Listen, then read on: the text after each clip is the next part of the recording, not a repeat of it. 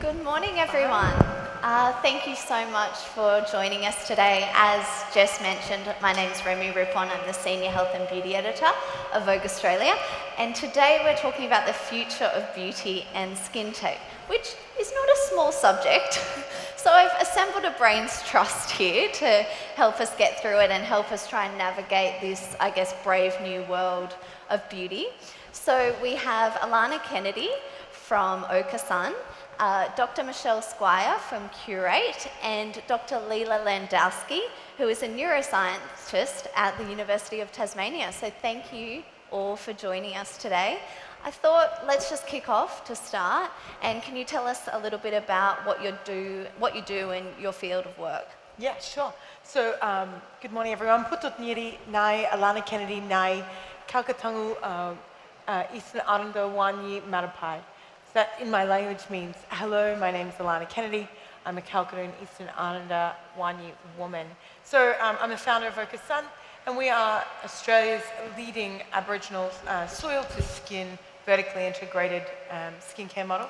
We are truly the only authentic black hands from soil to skin in the global skincare world, and yeah, looking to kind of forge ahead with the scale of global extracts and obviously the transfer of knowledge that is from Providence globally in the market.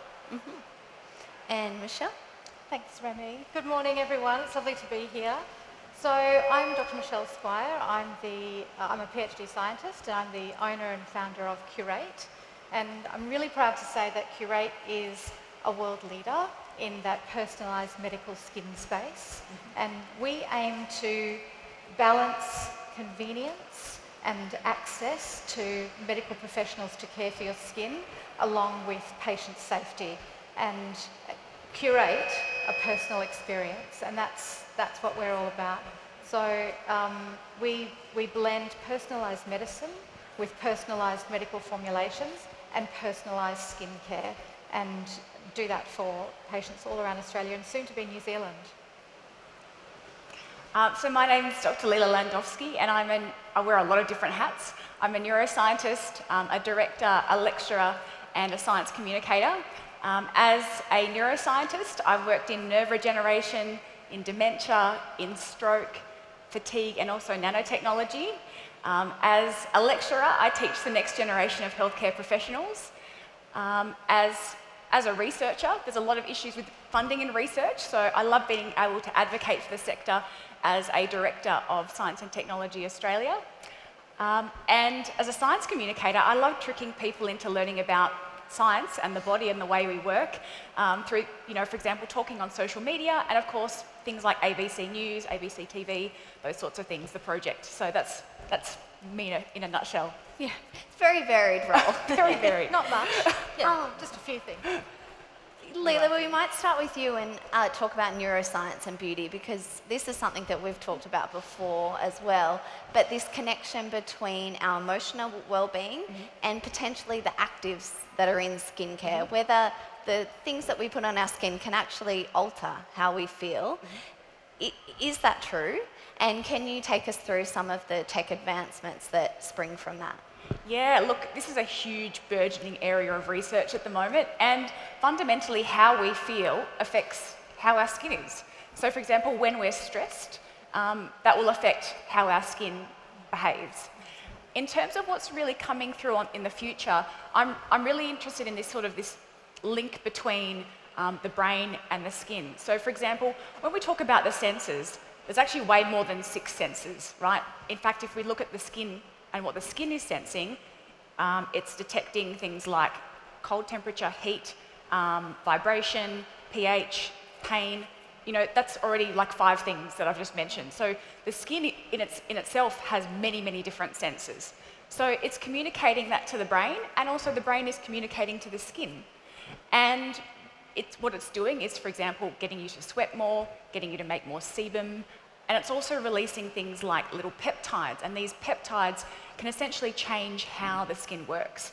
So I'm really excited to see how we actually can change the way the skin works by, for example, putting more of these neuropeptides onto the skin, or actually changing the way these neuropeptides work by increasing their release in the skin. And there are a few emerging products that I've seen, active ingredients that I've seen in this space. The tricky thing is a lot of the research is a little bit tenuous. So for example, we've seen some compounds that increase the amount of dopamine released by nerves in the skin. And that's really exciting because it means that you get more blood flow to the skin. It's associated with having a better barrier of your skin. But at the end of the day, a lot of those products haven't really been validated in a way that we can be really confident about. But I think that's where certainly things are facing. In terms of things, you mentioned before, we talked about Botox, for example. So there's this link between how we feel and our emotions, and also how our skin behaves. And there was this really cool study which was done in 1988, and they basically showed that if you fake a smile, you see things as a bit more humorous. And so we've kind of really, that stuck in popular culture, and we thought, great, if you fake a smile, fake it till you make it, you'll feel better. The studies haven't really backed that up, but there was one really cool thing that sort of suggested that perhaps the reverse is true. So maybe if you're not frowning as much, you might feel happier. And that's where Botox comes into it, right? Like if you can't frown because you've had Botox, maybe that's going to affect how you feel. And there was a really cool study where they actually tested this pretty well. So they basically measured the brain, they did brain scans, and they looked to see how people responded when they couldn't frown as much. And they had less activation in the part of the brain that's involved in emotion. So they had less negative emotions. So that's really exciting. But I think the problem with that study it wasn't a very big study, so we can't really, make some strong assertions there.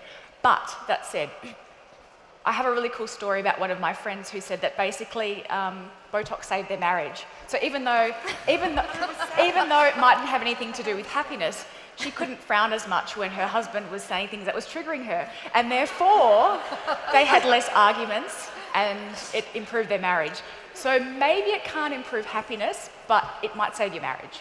It's a long string. But I think we've all come here today to hear that. We can all leave. We can all go on. Yeah. We've got nothing else to add to that. Quantify the spend. Michele, I'm interested though, because obviously our skin is so tied to our emotional well-being, and you would see it with your patients. Yeah. With acne, rosacea, they're all very debilitating conditions. Can you talk us through why, in that regard, it's so important to have bespoke skincare? Absolutely. And how tech is kind of driving that with what you do? Absolutely. So when I started Curate back in 2019, the technologies pre-COVID, in those kind of heady pre-COVID days, the technologies we use today didn't even exist. And the speed with which technology has evolved, and AI-based technology is a great example for anybody who's ever used ChatGPT, which is a really accessible version. The speed with which those technologies have evolved and the sophistication that they're at have really allowed us in the virtual space that we occupy. So our doctors do video consultations. So in that virtual space, we can now really see and hear patients face to face. And we're about to launch some new technology. Personalisation is everywhere. Anybody who's got their Spotify AI DJ that plays in their car every day and learns what you hate and what you love, people demand and expect a level of personalisation in their everyday life now, and skincare is no different. We want, particularly women, I'm 55, I'm postmenopausal, people and women as we age want to be seen and heard. Yeah. And the skin conditions we treat predominantly affect women. Yeah. And so they're things like acne, rosacea, melasma, pigmentation conditions, and in Australia, the biggest chronic skin condition that 100% of the population suffers with is sun damage, and that causes premature aging. So Australian women, there was really fabulous, very big studies that we can draw conclusions from that was done in Australia at Monash University that showed that Australian women age, on average, 10 to 20 years faster than their counterparts in the UK and in Europe and in the USA. And it's our sun that does it. It's the daily exposure to sun. And that, sorry to scare everyone, Look, it's actually a really happy story because if you wear your sunscreen and wear it properly, it's a good story. Enter Alana. Right? Wear your sunscreen. We'll get to that. It's a really good story. So, that's the biggest skin condition we treat. And women in particular, as we age, want to feel seen and heard, and using technology to allow us to do that and to personalise an experience, a medical experience and a medical skin experience for women in particular, also men, we treat men, but women in particular is so important, especially as we age, and especially if you're suffering from any one of those skin conditions, because you're facing every day, or often not wanting to face every day. You want to feel seen and heard and validated, and you want to be treated as a human, and we use technology to personalise the human experience. And that's a really exciting space to be in, and we've been really lucky to find some developers technology developers who understand that using technology to personalise the human experience and rather than replace the human experience in a medical sense and in a skincare and particularly in a female sense is really important, and advancing technology in that space in a really considered way rather than just kind of moving fast and breaking things, because it's tempting. There's so much out there that we could use, and we're very excited. We're about to launch some really fabulous new technology that allows doctors to take a patient's blood pressure while you sit and face a screen. So you can be sitting in your lounge room having a medical appointment, and the doctor can say, let's take your blood pressure now, and literally you sit there and face the screen and your blood pressure gets taken and your pulse gets taken.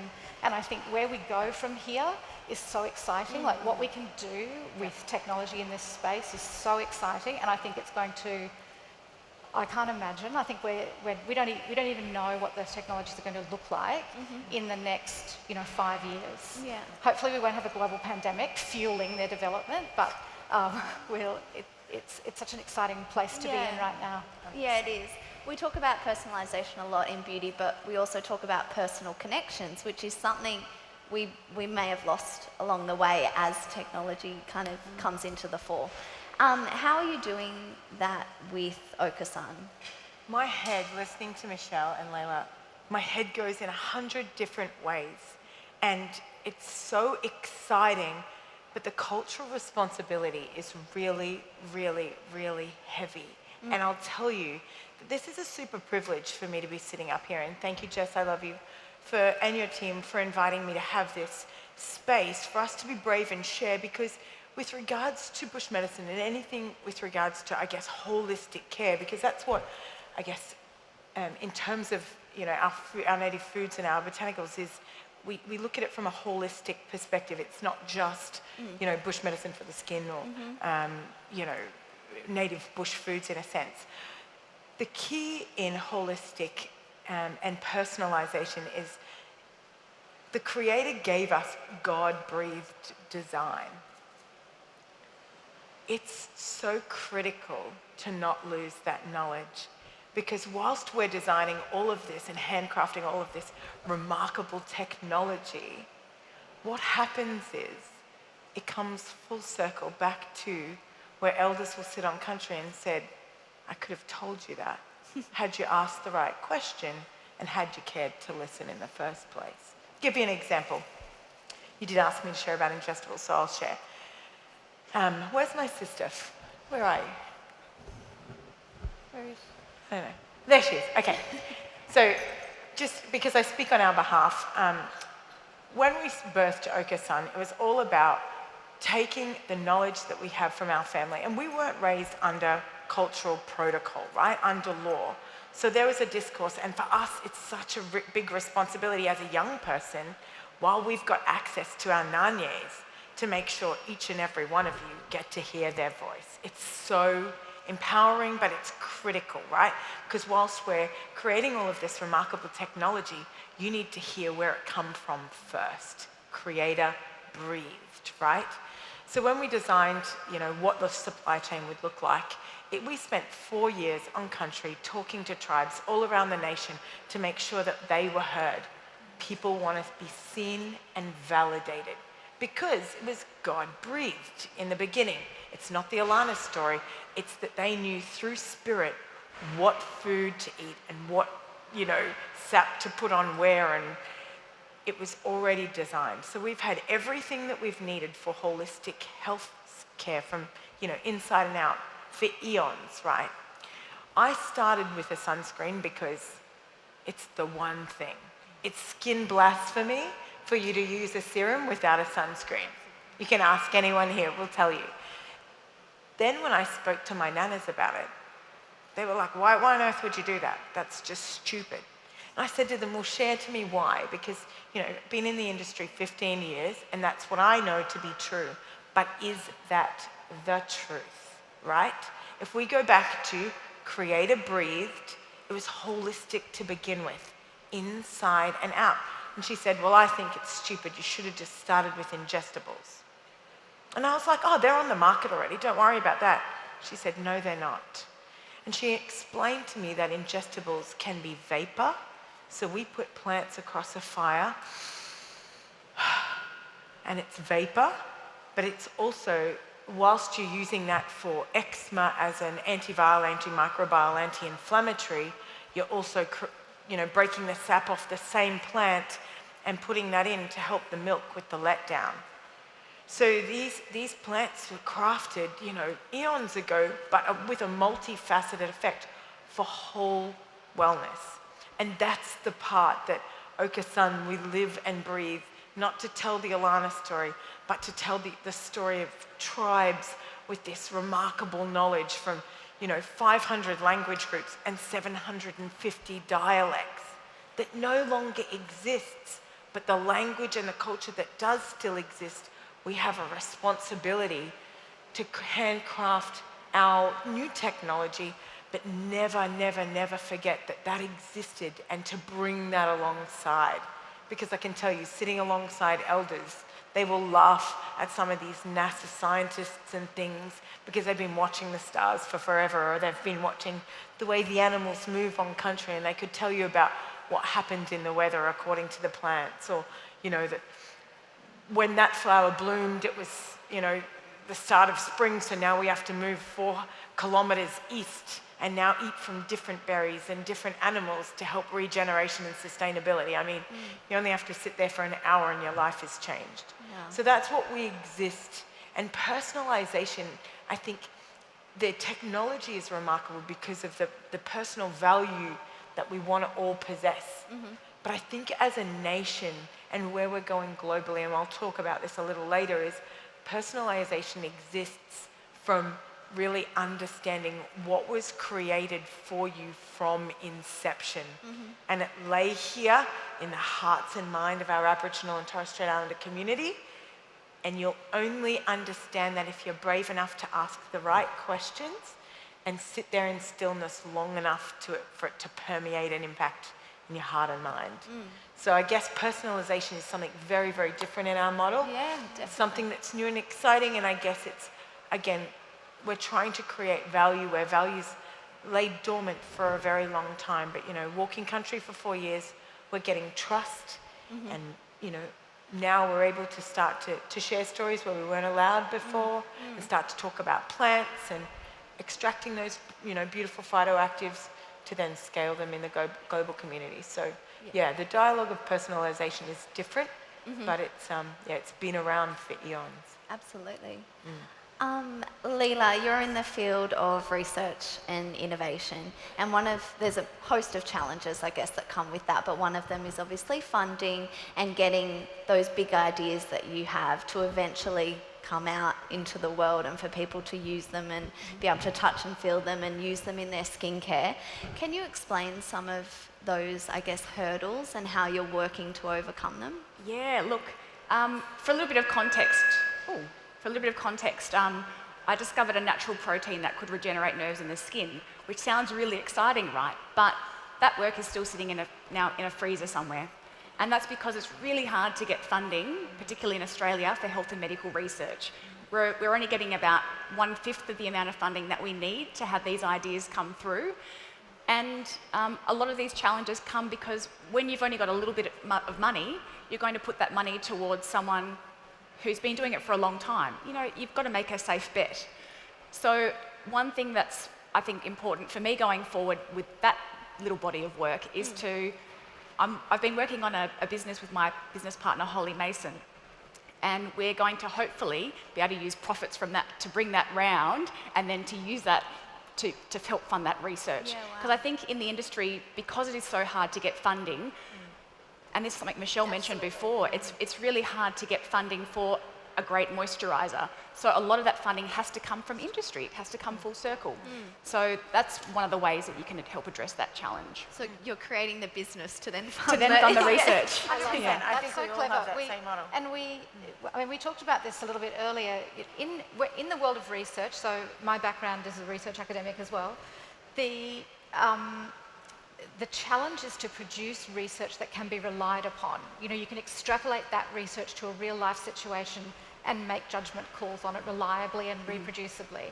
And inherent in good research is a lack of bias.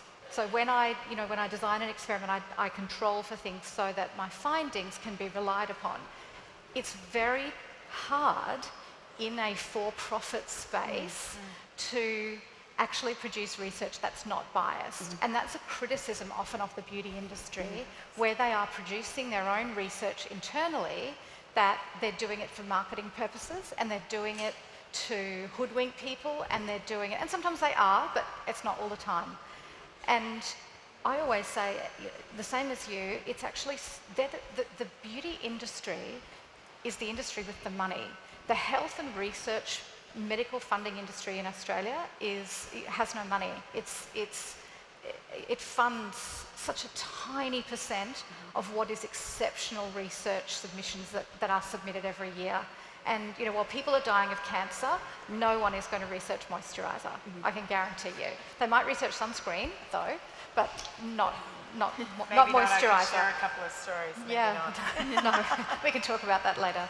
But it's so important. I think, you know, I applaud what you're doing. I applaud the fact that there are companies out there who are run by scientists and who spend the money producing science that consumers can rely on. The trick is, as consumers, educating yourself about how to read that research. So there's two challenges. One is for the people producing the research to communicate it in a way, in bite-sized chunks, that doesn't dumb things down, because consumers aren't dumb. In fact, you know, this is a very well-informed community. But you know, to produce research that's really high quality and speaks to their products says a lot about a company. But it's also up to the consumer to learn a little bit and find science communicators who can interpret that for you, so you learn what's good science and what's pseudoscience. Because there's a lot of pseudoscience out there. A lot. It's a whole world to navigate. Yeah. Before we jump into some audience questions, I just want to throw this out to anyone, but starting with you, Alana. What are your thoughts on Australia's place in the, I guess, global beauty context and conversation? It's the most exciting time that I've ever seen in 15 years to be a part of this narrative. I mean, you know, we only had to be around each other for 5 minutes the other night to know that there is great work that we will be doing to bed down on, you know, new technologies and new narratives. But the one thing that is so exciting about our nation is that we've always had a culture. It's absolutely stunning. And that our botanicals stand in a class of their own globally, and that is not a story that's been told well. So we have so much room to grow in that space. Currently, you know, just extracts alone are worth $30 million coming out of the country.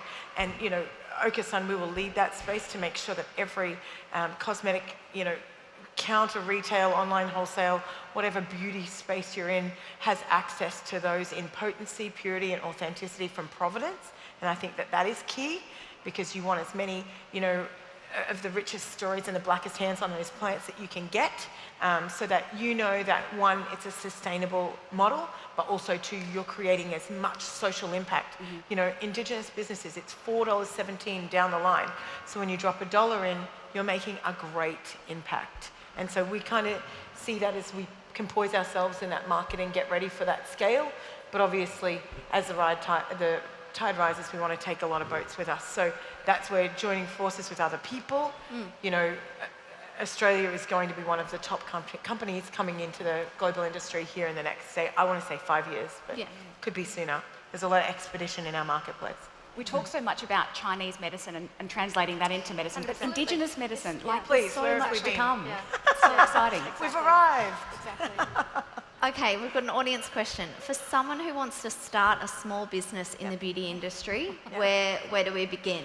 It's a big one. Oh my goodness, you begin with courage. Courage. Yeah, absolute courage. I'm sorry to just leap in there. No. Were you going to say something? I'm That's sorry. I was thinking courage. Yeah, you need to just have a vision, Yeah. and there'll be all kinds of things thrown in your way to try and dissuade you from that vision, but you just have to be brave, and you have to have a conviction that you can make something better, and you just get on and do it and work hard. And I think too, off the back of that, first of all, courage, I concur. The second of all is that you're an oak tree encased in an oak seed right now. You've not come here because you don't have questions or you don't have these glorious concepts laying buried on your heart. Let's be honest. You might work in a role and be siloed at the moment, or be buddying up with someone to support their endeavours, whatever. You have your own something. So I say, don't let anyone talk you out of that something. Don't be a consumer. You're all here because you've got the smarts, you've got the knowledge, you've got the giftings, you've got the talents. Don't let anyone talk you out of that. Go and be on that really lean, rocky road and do the thing. If you don't do the thing, so much is at stake. And I say bootstrap till the day, bootstrap it, girls, bootstrap it. You know, we've bootstrapped the business. We've had, you know, families come collectively, and, you know, unfortunately our families don't come with old money. So we've just come together to do the thing, and we're so committed to the thing. We're going to see it work. But you can be resourceful. You know, there's a lot of support out here from founders who've done the thing or are doing the thing. We want to help. We will share the knowledge about the lessons, but don't let anyone talk you out of the thing, because you've all got it. There's something, you know, there's something stirring in you right now. Absolutely. I think that's a brilliant note to end on. Ladies, thank you so much. Alana, Michele, Lila, thank you so much for your time today. Thank you.